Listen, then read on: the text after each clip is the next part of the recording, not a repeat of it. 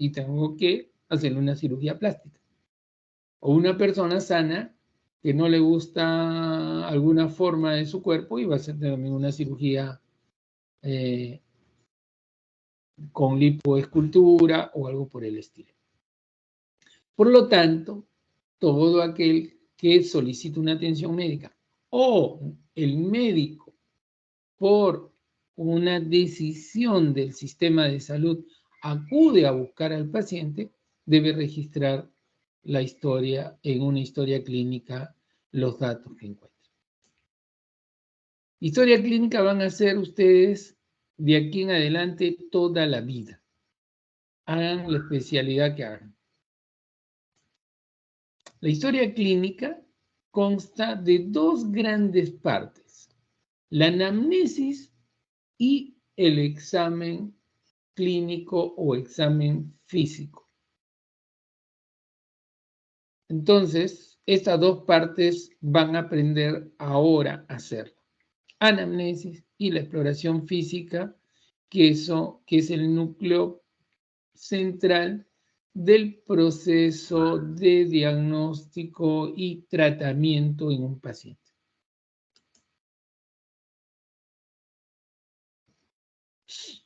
Son un cúmulo de información y hay una valoración subsiguiente para integrar esta información de manera sistemática y científica.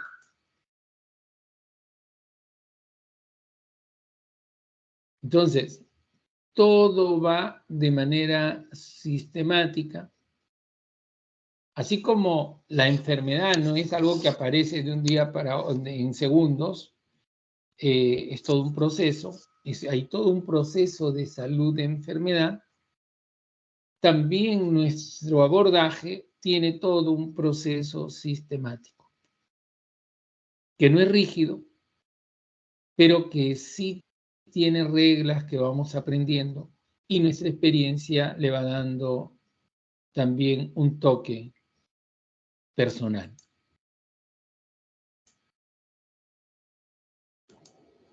Las historias clínicas, para hacer una historia clínica se requiere de mucha atención a lo evidente. No es como dice Juan Gabriel que lo evidente no se pregunta, o lo que se ve no se pregunta. No, acá sí preguntamos, ¿ya? Así sea evidente, pero sí debemos darle importancia a lo evidente y no estar buscando lo no evidente y perder algunos minutos o algún tiempo en no dedicarnos a lo que ya está mostrando el paciente. Debemos ser meticulosos, debemos observar y ser muy sensibles a los indicios, sean directos o indirectos.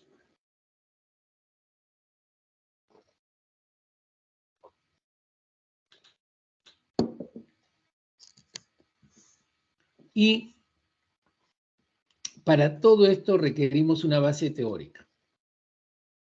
No hay nada nuevo que descubrir en la teoría de semiología, pero sí tenemos que basarnos en todo lo que han aprendido hasta el momento. Probablemente no hay nada de lo que hayan aprendido y vivido que no sirva para incrementar las competencias para abordar a un paciente. ¿Qué quiero decirles? Si saben historia, les va a servir. Si saben inglés, les va a servir. Si saben francés, les va a servir. Si saben quechua, les va a servir. Si saben alemán, les va a servir.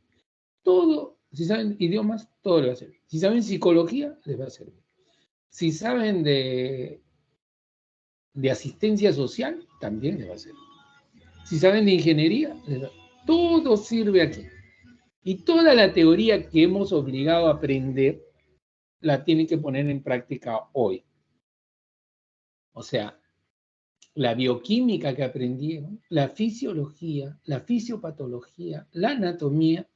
Por favor, revisen todo lo que aprendieron y pónganlo en práctica ahora.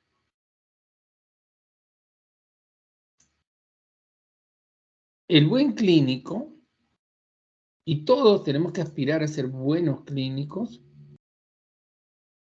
vamos a hacer muy buena anamnesis. Y en la anamnesis va a estar gran parte del diagnóstico, quizá más del 70 o 80% del diagnóstico. Anamnesis significa recuerdo, reminiscencia, el acto de volver a la memoria las ideas de los objetos olvidados. En esta parte de la historia se reúnen todos los datos personales y familiares del enfermo anteriores a la entrevista.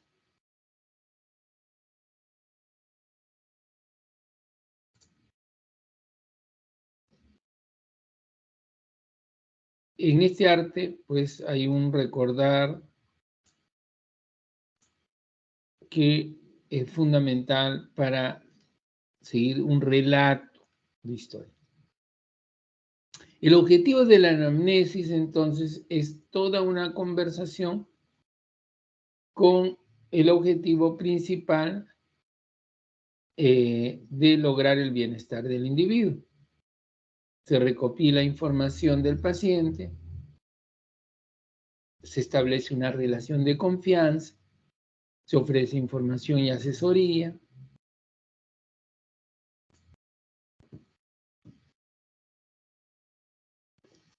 Es todo un proceso de aprendizaje donde aprendemos o descubrimos los aspectos y problemas que requieren atención y determinando un orden de prioridades al respecto. El paciente les puede dar información que no es relevante y que no ayuda a su diagnóstico. Y allí entra a tallar el arte nuestro de irlo orientando para que dé información que sea importante. Siempre vamos a actuar nosotros como investigadores, no como cualquier investigador, pero sí como un investigador científico, porque toda la información que obtenemos nos permite plantear hipótesis basados en evidencias y esas hipótesis las demostramos. Hay un porcentaje de incertidumbre que lo podemos resolver con algunos exámenes auxiliares o procedimientos diagnósticos y terapéuticos que nos permiten llegar a un nivel de certidumbre frente a un diagnóstico. Entonces, la primera parte de la historia, como les decía, es la anamnesis y tiene una estructura. Y en esa estructura, la primera parte, que ya la deben haber hecho ayer y hoy, ¿no? Ayer y anteayer, es los datos de filiación. De hecho, ustedes tienen que hacerse por lo menos 2 historias clínicas en la rotación, que al principio van a empezar prácticamente de cero algunos otros de repente ya aprendieron algo en algún tipo de visita a hospitales. Entonces, vamos a tener, en primer lugar, los datos de filiación. Estos datos de filiación me van a decir a mí todos los datos que identifican y los datos demográficos del paciente. Luego tenemos el motivo de la consulta.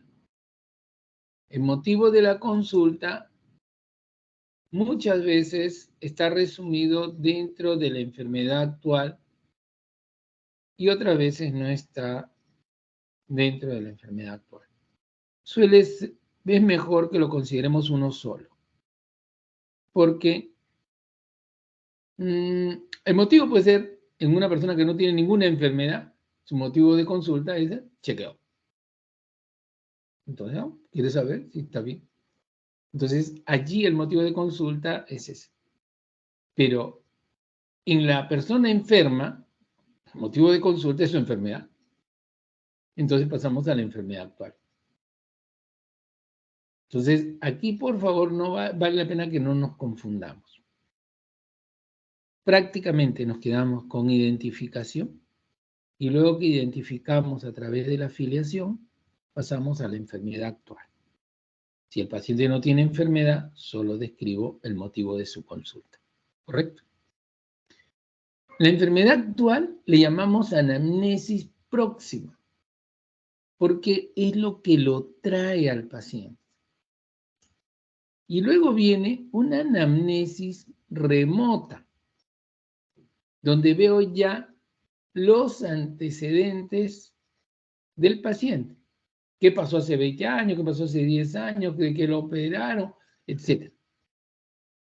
Y entre los dos tengo una revisión anamnésica por aparatos y sistemas, pero esa revisión anamnésica por aparatos y sistemas está colgado de la anamnesis próxima o de la enfermedad actual.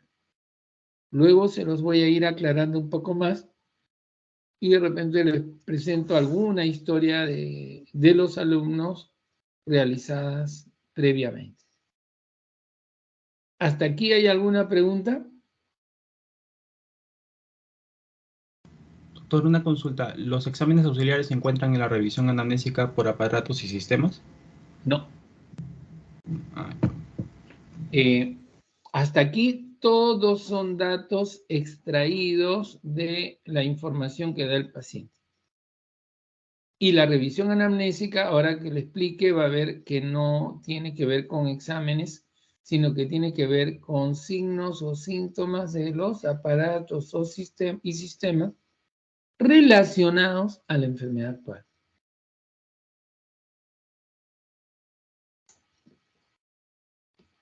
Vamos a la filiación e identificación, que muchas veces estos datos me los puede dar cualquier robot, cualquier mecanismo de inteligencia artificial, ¿no? Entonces ya actualmente esto puede ser que ya esté llenado prácticamente. Y no, sin embargo, vamos a partir de una historia que ustedes la llenan para que luego hagan ustedes historias de tipo electrónica, que tienen algunas diferencias, pero desde el punto de vista de teoría, tienen que conocer todo para que puedan ir a otros pasos más allá. El nombre del paciente tienen que describirlo y es fundamental porque es la identificación del paciente.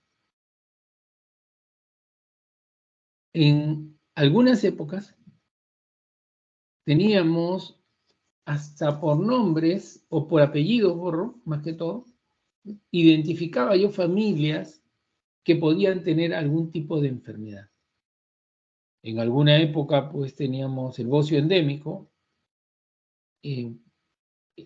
o teníamos, por decir, personas de raza caucásica, un tipo de enfermedad, ¿no?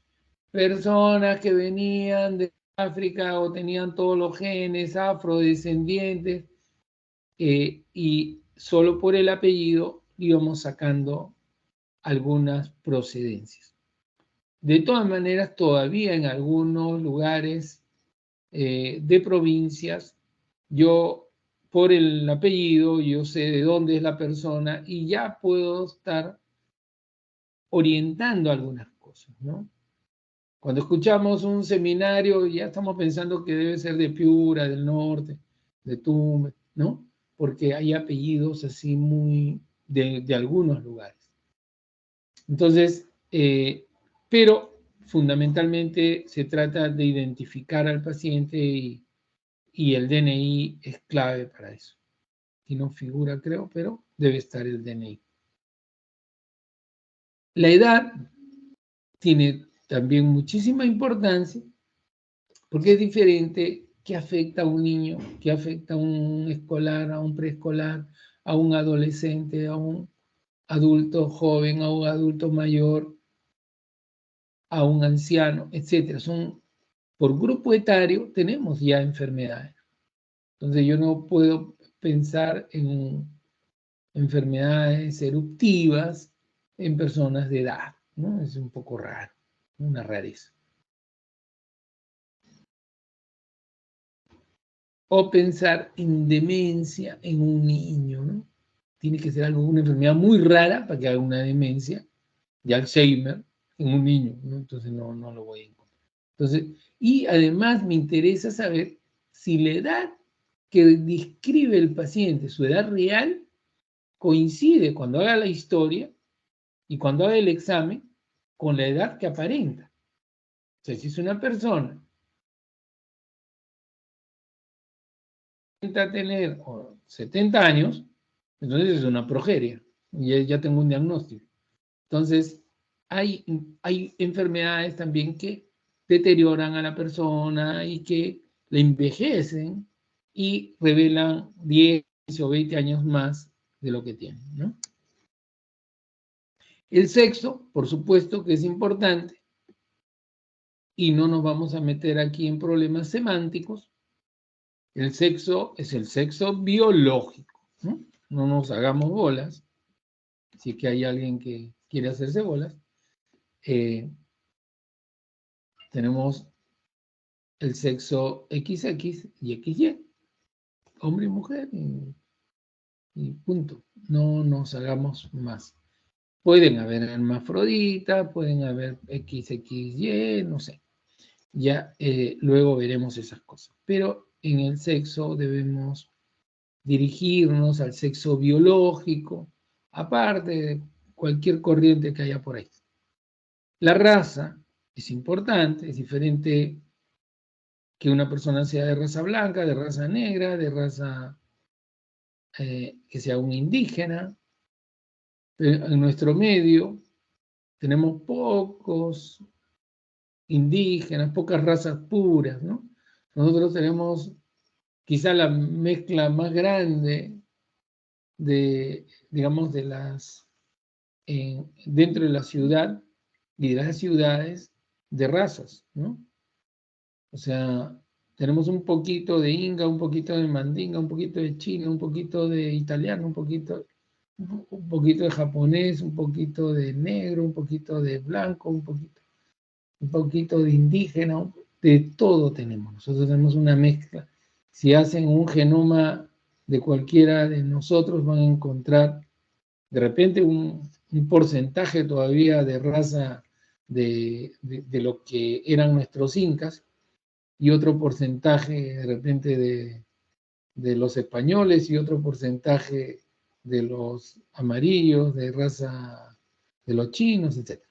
Entonces, nuestra raza predomina nuestro mestizaje. El lugar de nacimiento también es importante porque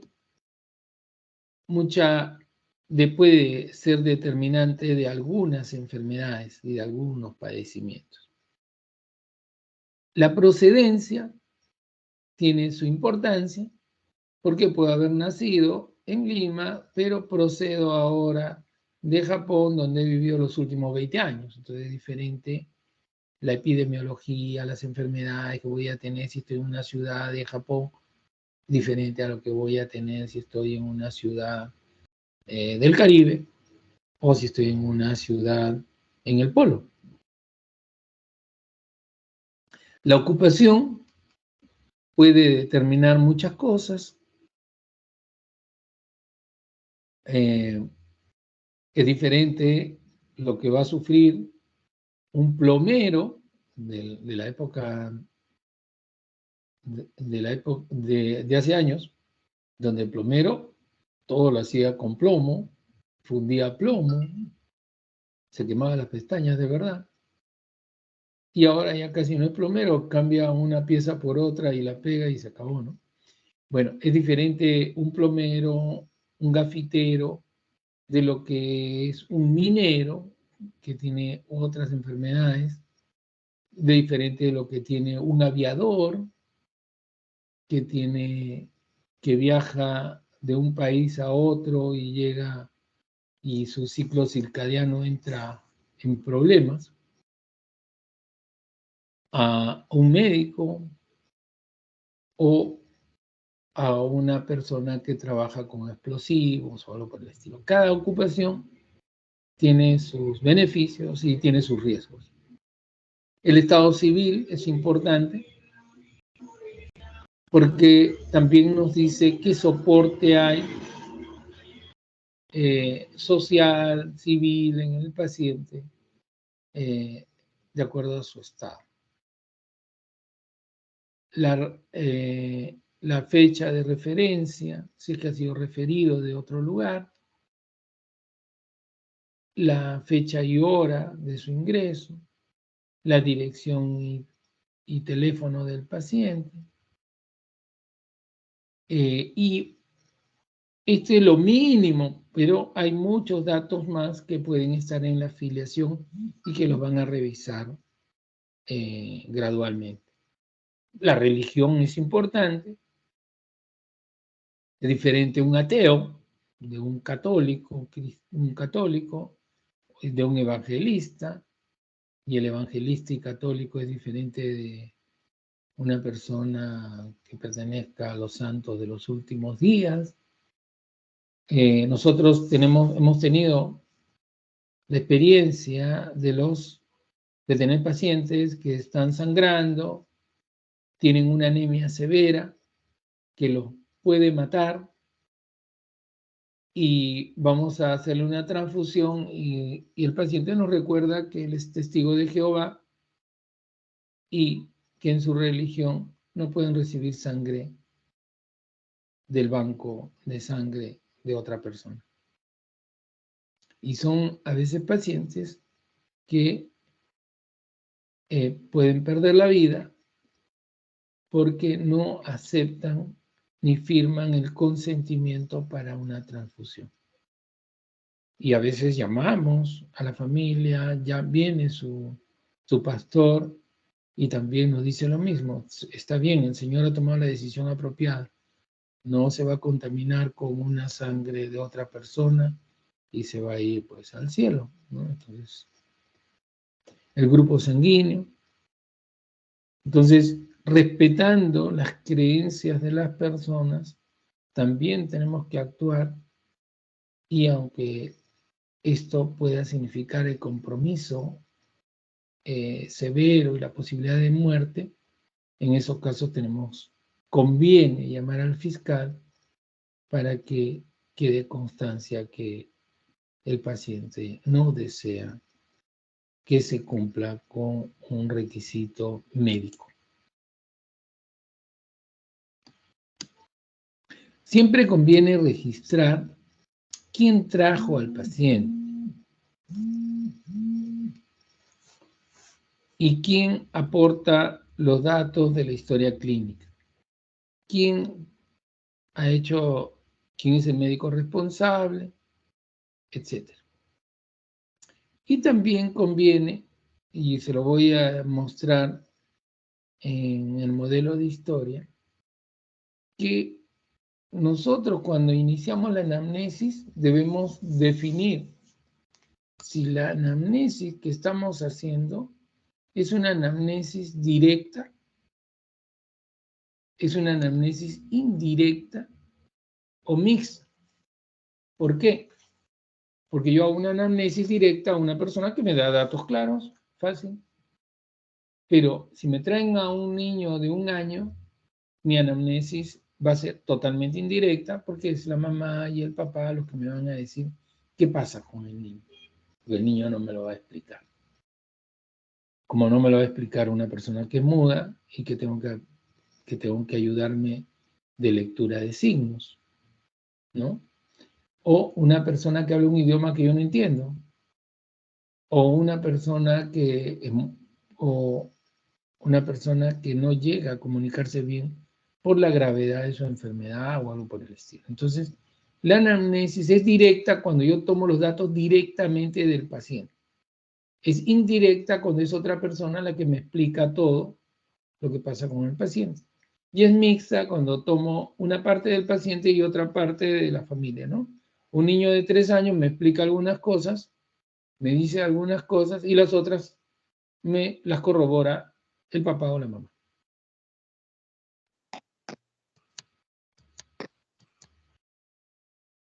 ¿Hasta aquí estamos bien? Sí, doctor. Ya. El motivo de la consulta. Es una breve descripción de la razón por la que el paciente acude en busca de asistencia sanitaria.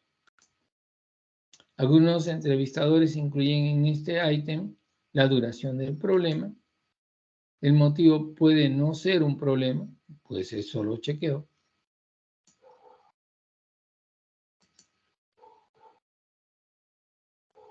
Pero el motivo de la consulta es un orientador de la propia entrevista o de la historia.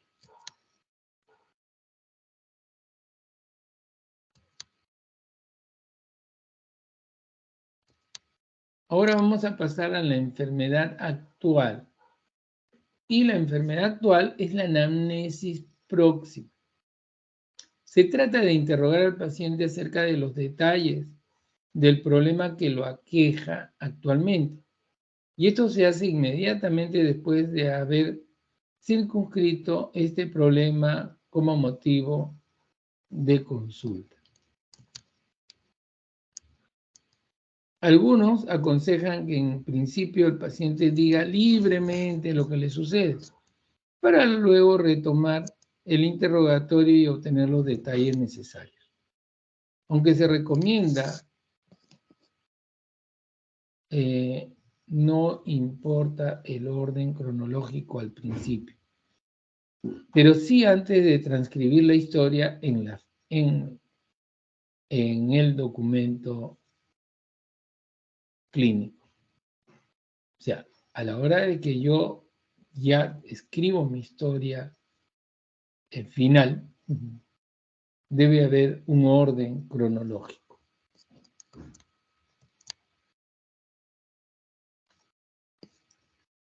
Es bueno recordarles que conviene siempre anotar los datos positivos y luego los datos negativos que contribuyan al diagnóstico. ¿A qué me refiero? Que si yo solo hago preguntas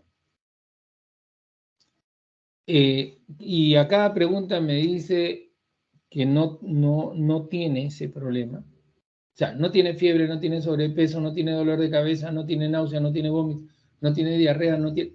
Oye, lleno la hoja de puros no, pero no es lo más importante. Lo más importante es lo que sí tiene el paciente. O sea, ¿qué tiene? ¿Qué le molesta? Y en relación a lo que sí tiene, busco algunos datos que contribuyan a ese diagnóstico y que podrían ser negativos. O sea, si alguien tiene vómitos, me interesa saber si los vómitos están precedidos de náuseas. Entonces, vómitos explosivos sin náuseas. Ah, caramba, ese es un vómito que indica un problema nervioso central, probablemente una hipertensión endocraniana, y vomitan como vomitaba esa mujer en El Exorcista, digamos. Una bocanada profusa, violenta, sin náuseas. En cambio, una persona con gastritis va a tener náuseas, arcadas, y en un momento vomita. ¿Correcto?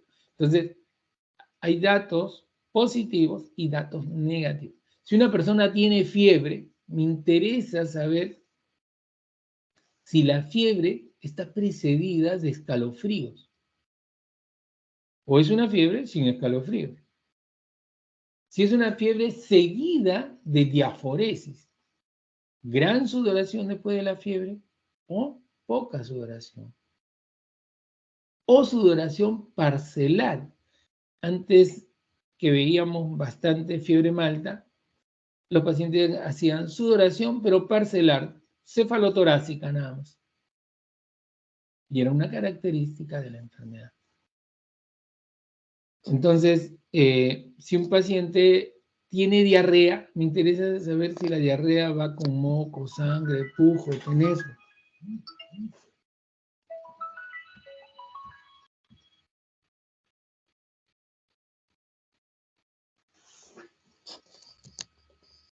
Preguntar sobre los sentimientos del paciente con respecto a lo que le pasa.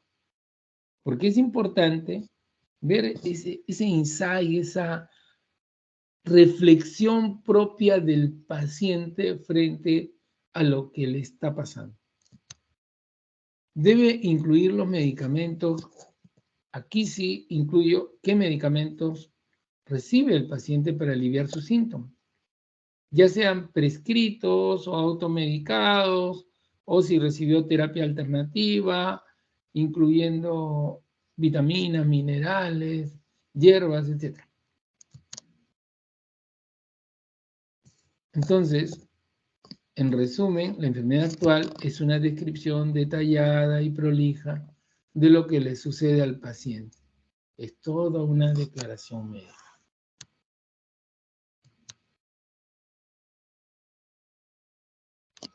En la enfermedad actual necesitamos toda la concentración, meticulosidad para describir lo que está pasando con el paciente. Y para ordenarlo, lo podemos dividir en varios datos claves. Uno es el tiempo de enfermedad.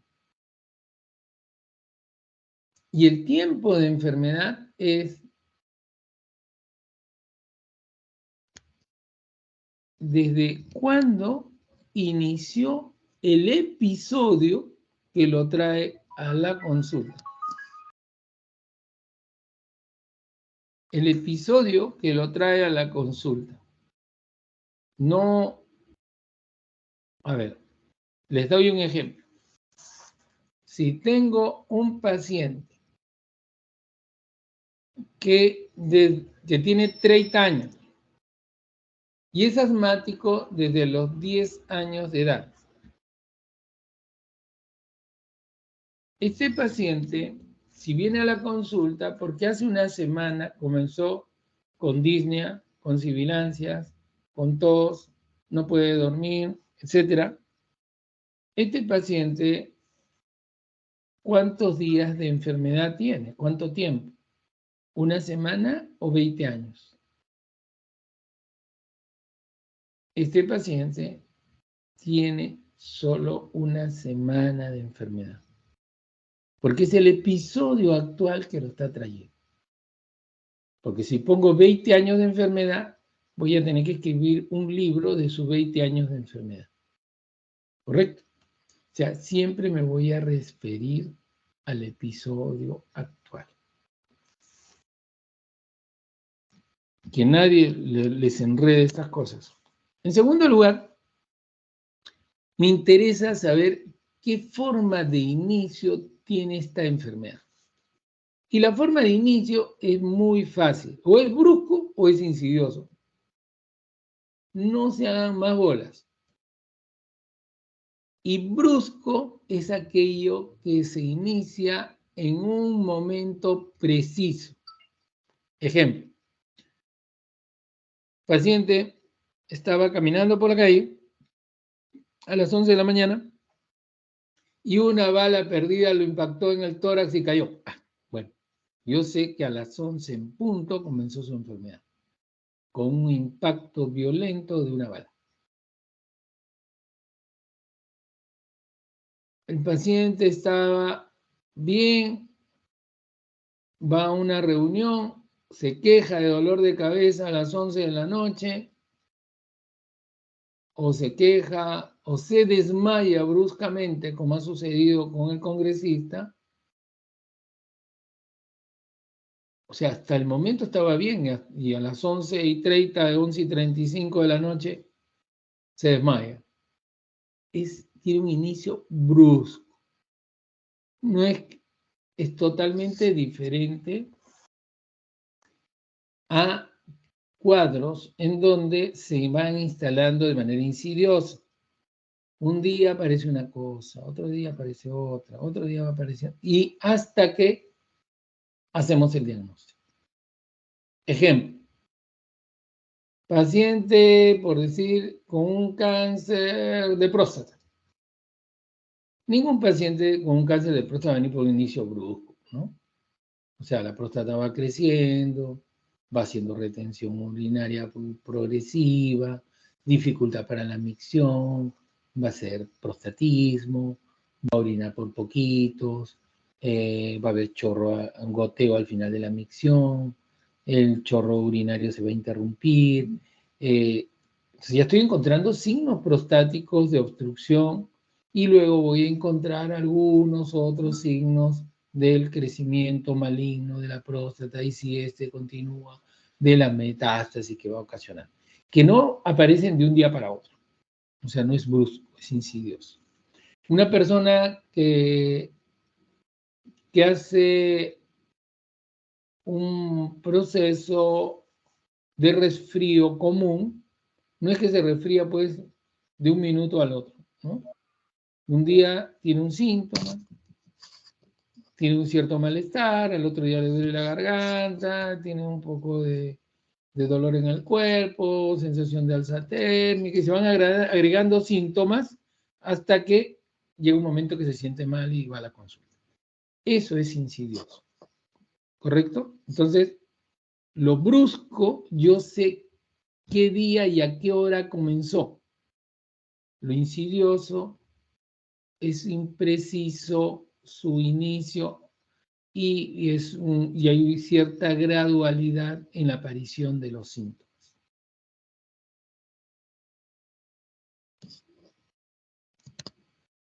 Luego viene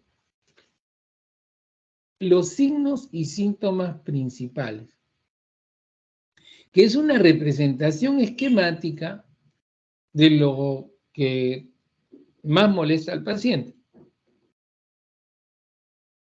Cuando pongo los signos o síntomas principales, no puedo poner 20 signos y síntomas principales.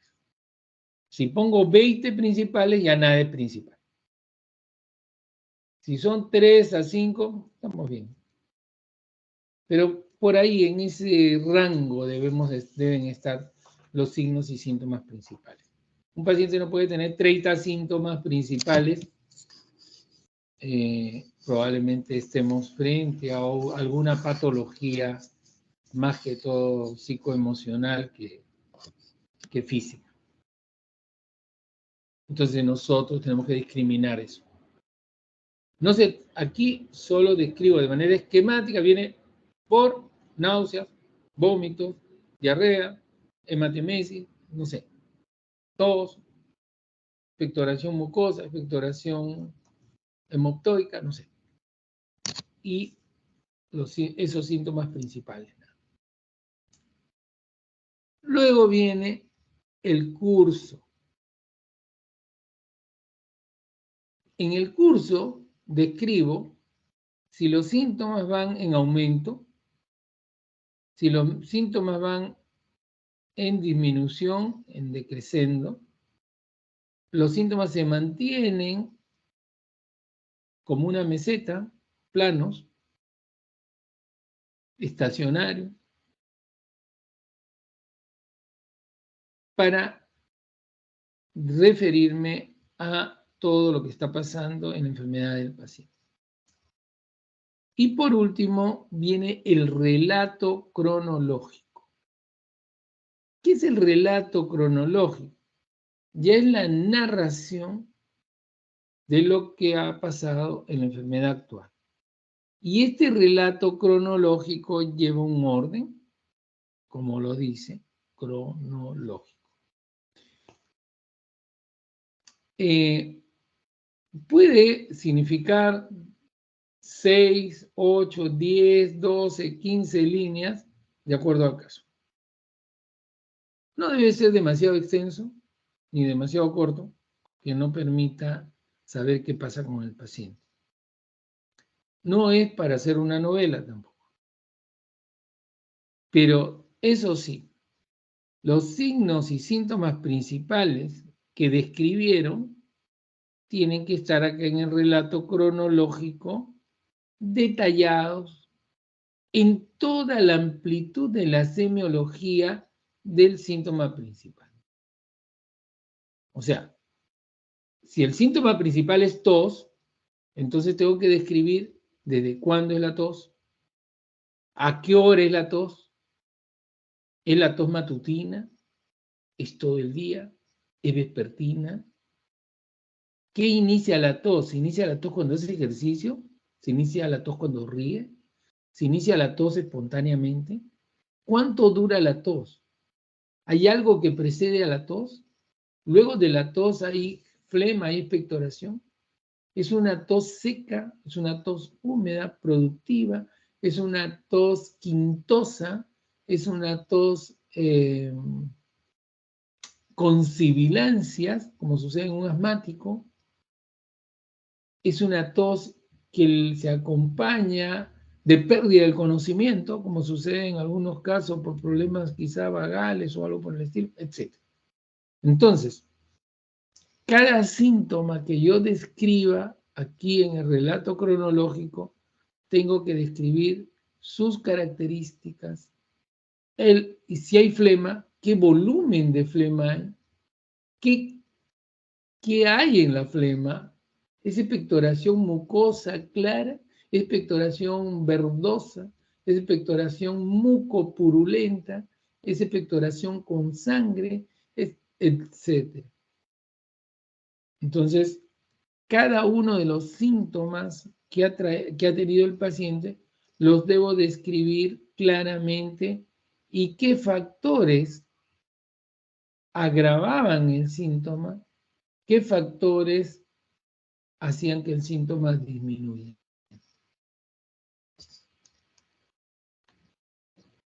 ¿Queda claro hasta aquí la enfermedad actual, delegada?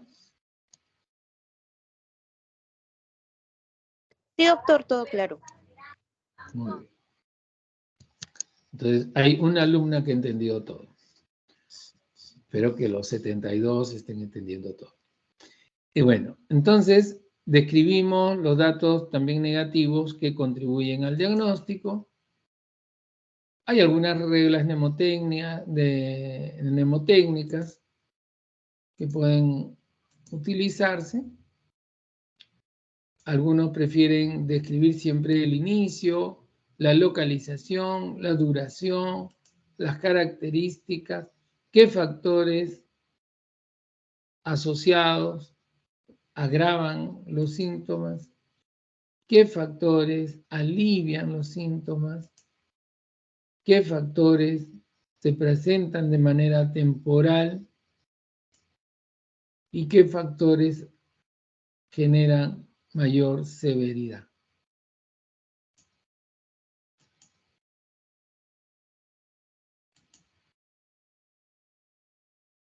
Los factores precipitantes son importantes, la calidad de los síntomas, sobre todo cuando se trata de dolor, nos interesa la irradiación y la severidad.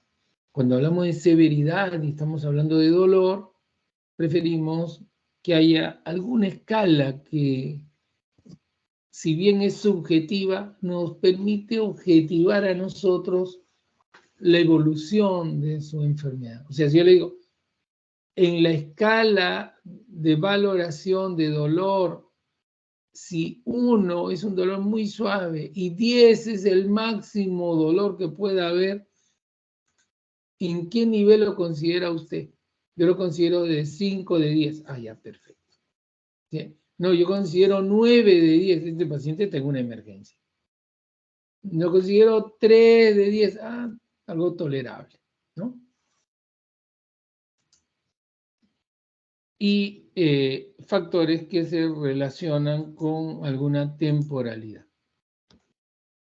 Luego que terminamos la enfermedad actual, debemos hacer las funciones biológicas.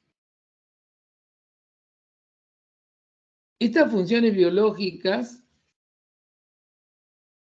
son clave para orientar qué está pasando con nuestro paciente. Nos interesa saber el sueño. ¿Cuántas horas duerme? ¿Qué calidad tiene su sueño? ¿Qué factores modifican su sueño? Si tiene facilidad para quedarse dormido en la noche. Si no tiene facilidad para quedarse dormido, pero cuando se duerme, duerme bien. Si es que se despierta a medianoche y ya no puede dormir, por ejemplo, factores de ansiedad no permiten iniciar el sueño. Factores relacionados con la depresión generan que la persona se despierte a medianoche. Personas que tienen que son personas que roncan o que tienen apnea del sueño, su sueño va a ser de baja calidad y al día siguiente se van a estar durmiendo. Entonces en la noche, no hay problema, duerme poco en la noche, duerme 5 horas, 6 horas y se levanta bien, ¿no? Y se levanta bien, pero apenas tengo una reunión se vuelve a quedar dormido, ¿no?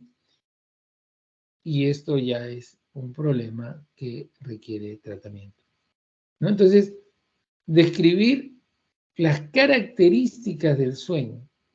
¿Cuántas horas duerme? ¿Con qué calidad duerme en la noche? Si requiere dormir durante el día. ¿Y cuántas horas durante el día? Porque hay personas que dicen, no, yo en la noche duermo 6, 7 horas, muy bien, suficiente. Ah, pero en la tarde duermo 2 horas. Ah, caramba, entonces ya hay que ir sumando. Pero hay que anotarlo. La sed. Describir qué nivel de sed tiene el paciente y con qué tipo de, o sea, cuánto volumen de agua necesita para estar hidratado y satisfecho, ¿no? Por si acaso, no es para poner flechitas. Hay algunos que ponen una flechita hacia arriba, que quiere decir aumentada. Otros que ponen una flechita hacia abajo, disminuida, ¿no? Cuando dicen aumentada o disminuida tampoco sirve de nada. No sirve para nada. Porque aumentada, todavía no me han dicho cuánto está aumentada. Mi padre era diabético y se hospitalizaba con frecuencia en el Almenara y yo era estudiante de medicina. Y cuando el médico le preguntaba, ¿y cómo está la sed? Conservada, le decía papá, porque como ya le habían hecho varias historias. Le decía, papá, dile que está aumentada. No, pero siempre tomo así, si mi sed está igual que siempre. Allá, bueno, entonces está aumentada. Allá ponen sed aumentada. Sí, pero dígale pues que usted toma una jarra de 3 litros de chicha en la noche y en el día toma otra jarra de 3 litros más, ¿no? Entonces, es diferente decir simplemente aumentado a valorar que la persona está recibiendo 6 litros de agua al día porque tiene una diabetes descompensada, ¿no? Había un paciente que hospitalizamos en la época que yo era residente, o sea, hace poco tiempo, poco más allá de 40 años. Este es un paciente que tomaba 12 litros de agua al día. Entonces, consideraron una diabetes insípida. Lo hospitalizamos porque no teníamos en esa época, no dosábamos hormonas antidiuréticas y esas cosas, ¿no? Entonces, quisimos probar si es que era cierto que tenía una diabetes insípida, y mi trabajo como médico residente era tomar muestras de orinas y ver la densidad de la orina con un densitómetro que usábamos en esa época. Entonces, la orina tenía una densidad. Ustedes saben que la orina, ya deben haber probado, cuando se toman 1 litro de agua, la orina se torna más clara. Si se toman 2 litros, si se toman 2 cervezas, se va poniendo más clara y se va poniendo menos densa, ¿no? Entonces, lo hospitalizamos y fuimos haciendo la reducción de la cantidad de agua. Y la orina comenzó a concentrarse, pero a niveles normales. Total, era una diabetes, más que una diabetes insípida, era una diabetes psicógena. Insípida psicógena. Llegó a una densidad normal sin que aumente más la densidad y sin que genere un choque en el paciente, y era una diabetes por un problema psicoemocional.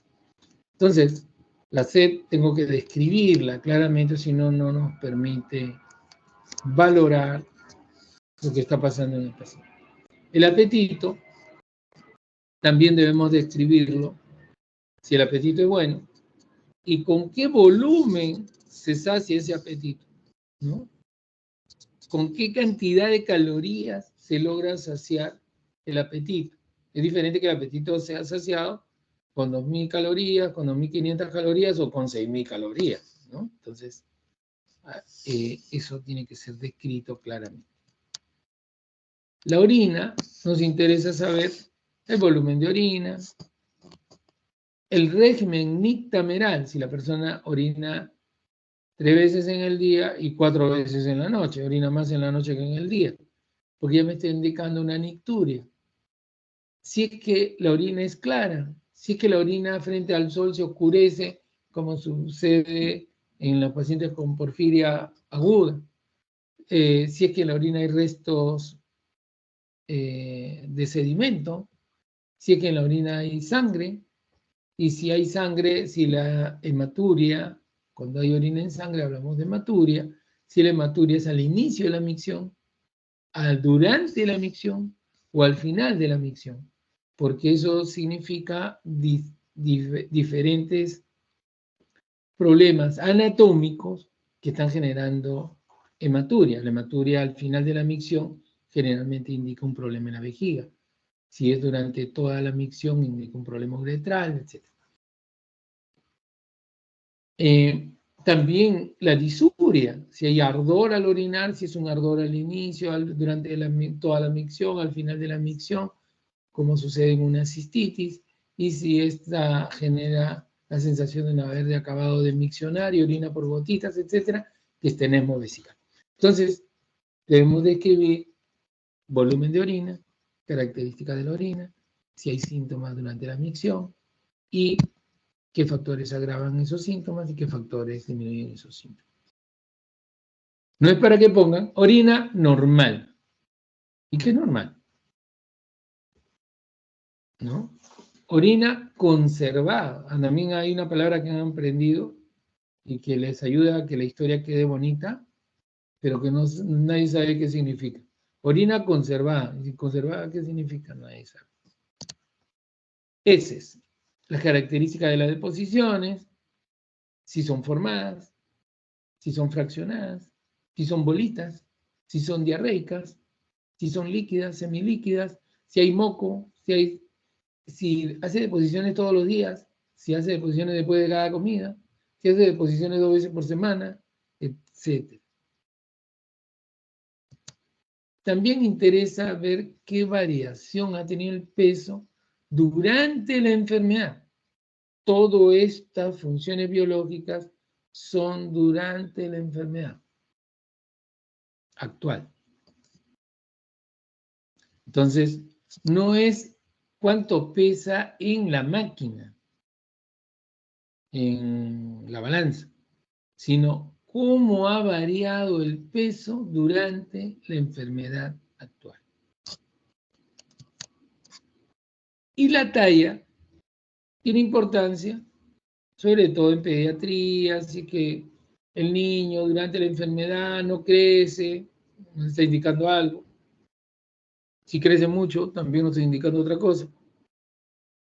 Y si es un adulto y crece, nos está indicando pues un gigantismo hipofisario, cualquier forma de gigantismo.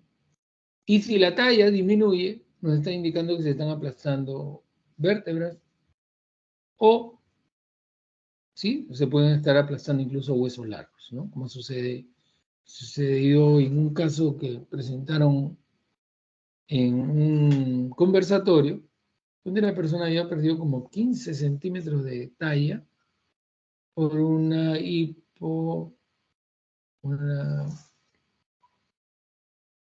osteomalacia hipofosfatémica, ¿no? Una rareza, ¿no?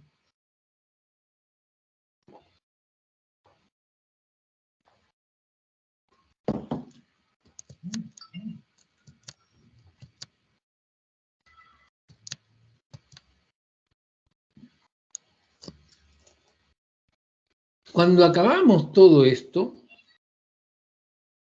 debemos hacer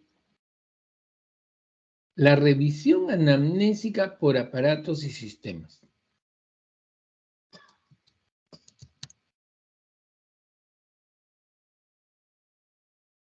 Este es un repaso ordenado por aparatos y sistemas, de manera que no quede sin abordar algún signo o síntoma importante para la elaboración del diagnóstico. Entonces, voy a preguntar por síntomas generales, por temas en relación a la dieta, por alteraciones en la piel, el pelo, las uñas. En síntomas generales voy a ver si el paciente tiene escalofrío, fiebre, fatiga, sueño, insomnio, decaimiento. En relación a su alimentación, si comió algo que cayó mal, etc. En relación a piel y faneras, si ha habido pruritos, sarpullido, urticaria, lesiones descamativas en la piel, etc. En el aparato locomotor, si puede deambular, si hay dolor articular, si hay limitación al movimiento. En la cabeza y cuello, si hay alteraciones en dolor de cabeza, mareos, síncope, lesiones, si hay alteraciones visuales, visión borrosa, dificultad para ver, para leer, fotofobia, diplopía. A nivel de oídos, si hay tinnitus, si hay hipoacusia, si hay secreción por los oídos, en el olfato, si hay alteración de olfato, como sucedía en el COVID, si hay obstrucción nasal, como sucede en las lesiones de tabique, como sucede en la rinitis, si hay secreción, si hay sangrado, alteraciones en la boca y garganta, si hay dolor, halitosis, ronquera, cambio en la voz, en el aparato endocrino, si hay aumento de tamaño de la tiroides, intolerancia al calor, a nivel respiratorio, si hay tos, distrés, disnea, dolor torácico, etc. A nivel cardiovascular, si hay alteración en el corazón y grandes vasos, palpitaciones, dolor precordial, disnea, ortopnea. A nivel de ganglios, si es que hay alteración en el volumen de los ganglios o ganglios que supuran, o lesiones a nivel de la sangre, petequias, equimosis, hemorragias. A nivel gastrointestinal, si hay alteraciones de náuseas, vómitos, diarrea, dolor, disfagia, acidez. A nivel genitourinario, si hay disuria, poliaquiuria, nicturia, hematuria, dolor testicular o dolor a la hora de la micción. a nivel nervioso, si hay parálisis, parestesias, hipotonía, pérdida de conocimiento, temblores, convulsiones. A nivel emocional, si hay depresión, si es que hay alteración del humor, dificultad para concentrarse, la habilidad emocional, si hay manía, si hay cambios bruscos del carácter, etc. Entonces, en la revisión por aparatos y sistemas, evalúo todos estos signos o síntomas de los diferentes aparatos y sistemas en relación a la enfermedad actual. O sea, si la enfermedad era de una semana, me refiero a esa semana.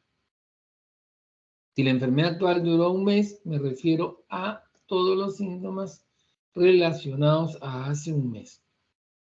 Es totalmente diferente de lo que son los antecedentes.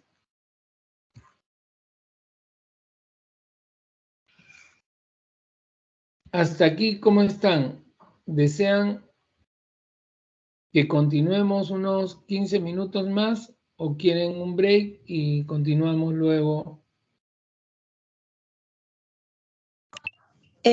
Doctor, creo que sería mejor si continuamos la clase porque a las 8 tenemos otra teoría de otro curso. Ya. 15 minutos más nomás entonces porque si no, es antipedagógico, porque se van a agotar. Bueno, entonces, terminada esta parte, vienen los antecedentes. Y los antecedentes es la anamnesis remota.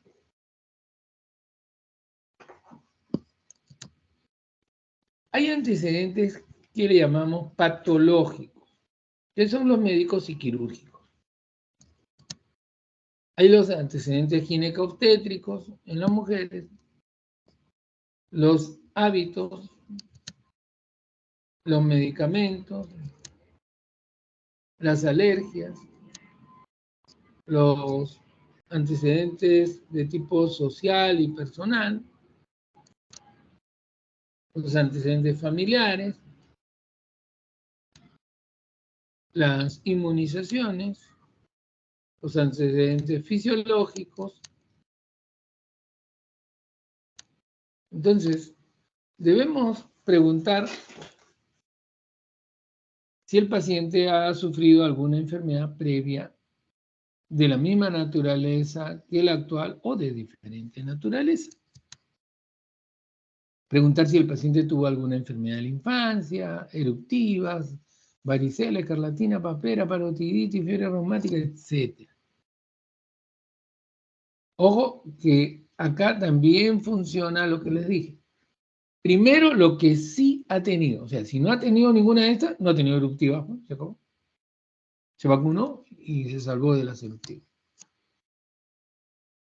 Hacemos una revisión también de las enfermedades propias del adulto y del adulto mayor. Si ha tenido hipertensión, si ha tenido diabetes, si ha tenido tuberculosis, etc. Y cuándo las tuvo y qué complicación tuvo por eso. Y si se hospitalizó o no se hospitalizó. Y cuántas veces. Indagar si el paciente fue intervenido quirúrgicamente, qué cirugía, qué fecha, qué complicaciones, etc. Entonces, describimos todas las enfermedades que ha tenido, primero las enfermedades y después lo que no ha tenido que sea importante. En esta época que ha habido COVID, a muchos nos interesaba que se anote si no ha tenido COVID, ¿no? En las mujeres preguntamos los antecedentes ginecobstétricos, iniciando por la primera regla, que es la menarquia, la fecha de la última regla, el régimen catamenial, cuántos días dura su regla, cada cuántos días, el número de gestaciones, el número de abortos, el número de partos, el número de hijos vivos y si estos fueron prematuros o a término. Y en la mujer que pasa de 40 y tantos años, si hay menopausia y qué síntomas tuvo. Los hábitos, si el individuo fuma, desde cuándo fuma, con qué frecuencia y dónde. O sea, tabaco sí no me sirve. Si ponen sí nada más, si no. Me interesa saber cuántos años fuma. ¿Fuma 20 años? 30 años, 40 años, ¿qué cantidad de cigarrillo fuma por día? Porque el tabaquismo pesado de más de 10 años es el que se relaciona con el cáncer pulmonar.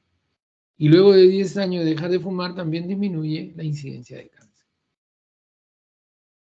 El averiguar si se consume alcohol, desde cuándo, qué bebe, con qué frecuencia y hasta qué nivel. O sea, come hasta, bebe hasta perder el control, hasta perder el conocimiento, o bebe como beben en algunos países desarrollados, donde beben diariamente en pequeña cantidad como parte del almuerzo.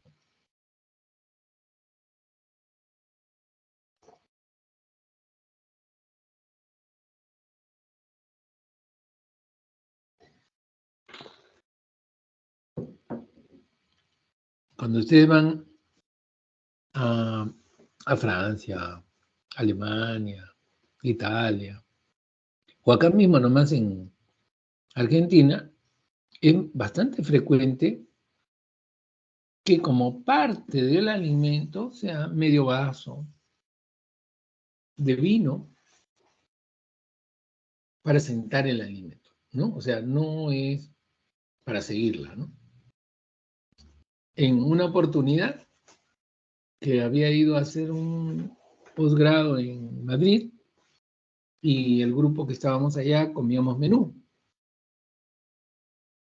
Y cuando pedíamos el menú, así como acá siempre le dan dentro del menú un refresco, que no se sabe el sabor a qué tiene, bueno, pues le dan su refresco. Allá estaba incluida el vino, media botella de vino. Y nosotros queríamos canjearle la botella de vino, la media botella de vino, por agua. Y no nos aceptaban, y el agua nos costaba pues 12 euros, 13 euros. Pero, y bueno, nos tomábamos el vino y después nos quedábamos dormidos en la clase, ¿no? Entonces, porque no estábamos acostumbrados. Pero ellos normalmente tomaban su vino y eso no causa daño y no es alcoholismo. El alcoholismo es esa incapacidad para detenernos cuando hemos empezado a tomar, como sucede aquí que toman el fin de semana y toman a morir, eso es lo grave. Bueno, indagar sobre adicción a drogas, qué drogas, desde qué tiempo, con qué frecuencia y hasta qué nivel. Preguntar si hay hábitos alimentarios también que puedan ser nocivos, como consumo de grasas, esas grasas trans, consumo de té, bueno, no suele ser nocivo, pero el café en dosis altas sí podría ser. Anotar qué cantidad de café, qué cantidad de coca, el consumo de sal, etc. El uso de medicamentos pasados, recientes y actuales. ¿Y en qué dosis? ¿No? Porque también nos va a ayudar como antecedentes. Si hay preparados, caseros o medicamentos comprados sin receta, también debemos tenerlo en cuenta. Si hay alergias a medicamentos o ambientales o alimentarias, debemos tenerlo también en cuenta. Los hábitos sociales y personales, lugar de residencia, educación, el estado de la familia, en el hogar, qué tipo de hogar es, con qué material está construido, si es material noble, si es de otro material, si tiene los servicios básicos, si hay hacinamiento, ¿no? Si todos duermen en un cuarto y son como 8 personas, es diferente a que cada uno tenga su dormitorio, sus servicios higiénicos, etc. El barrio, si hay industrias cercanas, si hay árboles, si hay carreteras cercanas, la ocupación, a qué se dedica, o qué tipos de trabajo ha tenido los últimos años y qué riesgos han habido en esos trabajos y cuánto esfuerzo físico realiza. El promedio de ingresos, si es un ingreso que alcanza y genera ahorro, o es un ingreso que satisface con la justa las necesidades elementales, etc. Los viajes, algunos consideran los viajes recientes, pero deben ser todos los viajes que realiza la persona y si recibió vacunas previas o es algún lugar donde ha habido algún tipo de brote, de endemia o algo por el estilo. La religión, ¿qué religión practica? Indagar si algún pariente sufre la misma enfermedad y ver el grado de parentesco, haciendo, pues, si es posible, hasta el árbol genealógico y la severidad de las enfermedades, por lo menos aquellas enfermedades metabólicas o de cáncer que se da en familias, si hay hipertensión arterial, diabetes, mellitus, asma, infarto de miocardio, cáncer, colon irritable, cáncer de colon también se presenta con tendencia familiar, cáncer de mama con tendencia familiar, tuberculosis en lugares con endemia, enfermedades de transmisión sexual, de acuerdo al tipo de comportamiento, preguntar si familiares fallecidos y de qué fallecieron, ¿no?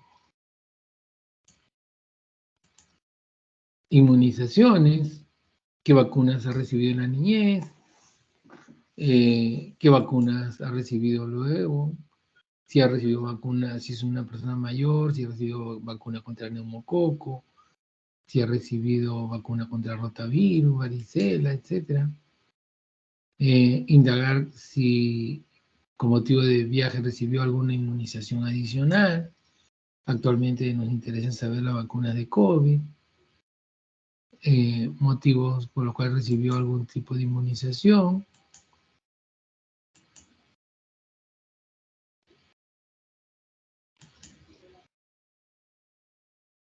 Las historias pues varían de acuerdo al problema del paciente, a la circunstancia clínica, si el paciente es ambulatorio, si el paciente está internado, el tiempo disponible, el nivel de especialización. En la atención primaria, que es la atención cercana a la comunidad, es diferente la historia de la atención secundaria, donde hay especialidades y subespecialidades. En la atención primaria trabajamos con esquemas poblacionales y tratamos temas de riesgos poblacionales. En cambio, en atención ya especializada, vamos más directo a los problemas de tipo médico especializado de los casos, ¿no?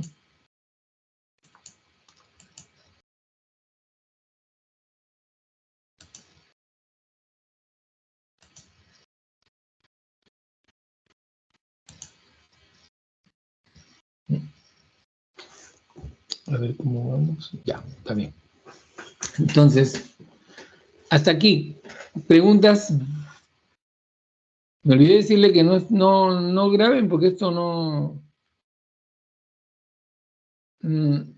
al final hay unas grabaciones horribles porque no es... está dirigido para hacer grabaciones. Pero bueno.